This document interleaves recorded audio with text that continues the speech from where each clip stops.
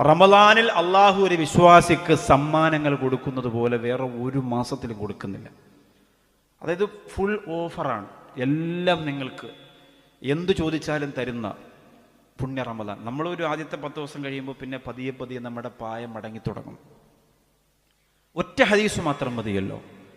അല്ലാഹുവിന്റെ റസൂല് പറയുകയാണ് സ്വഹാബത്തിനോട്, സഹാബാ, നോമ്പുകാരനായി നോമ്പിലേക്ക് പ്രവേശിച്ചാൽ ഹത്താ യുഫ്തറ, നോമ്പ് തുറക്കുന്നത് വരെ, യർഫഉഹല്ലാഹു ഫൗഖൽ ഗമാം,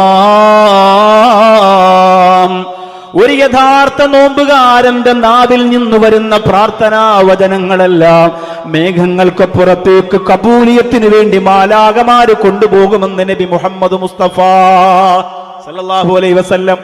ഒരു പ്രാർത്ഥന പോലും മാറ്റിവെക്കില്ലേ നബിയേ, ഒരു ദുആ പോലും മാറ്റിവെക്കൂലേ റസൂലേ. അള്ളാന്റെ റസൂല് പറയുകയാണ്, യഥാർത്ഥ നോമ്പുകാരനാണെങ്കിൽ അവന്റെ ഒരു വാക്കുപോലും കാരുണ്യവാനായ അള്ളാഹു തട്ടിക്കളയൂല, അത് പരിപൂർണമായും സ്വീകരിക്കുമെന്നാണ് ആരംഭപ്പൂ പറഞ്ഞതെങ്കിൽ യഥാർത്ഥ നോമ്പെന്നവിടെ എടുത്തു പറഞ്ഞിട്ടുണ്ട്. 10-ാം കല്ലുകാരെ, നേരം പുലരുന്നതിന് മുമ്പ് അത്താഴത്തിന്റെ സമയത്ത് എഴുന്നേറ്റ് മൂക്കുമുട്ട ഭക്ഷണം കഴിച്ചിട്ട് പിന്നെ സുബഹിയില്ലാതെ ലുഹറില്ലാതെ കിടന്നുറങ്ങുന്നവർ യഥാർത്ഥ നോമ്പുകാരാണോ? റോഡിലേക്ക് ഇറങ്ങി വന്ന് കണ്ടവന്റെ കടത്തിണ്ണ നിരങ്ങിയിട്ട് കൂട്ടുകാരനെ കുറിച്ച് ഫസാദും ഈബത്തും പറഞ്ഞ് നാവ് കൊണ്ട് മറ്റുള്ളവരെ സങ്കടപ്പെടുത്തുന്നവർ യഥാർത്ഥ നോമ്പുകാരാണോ?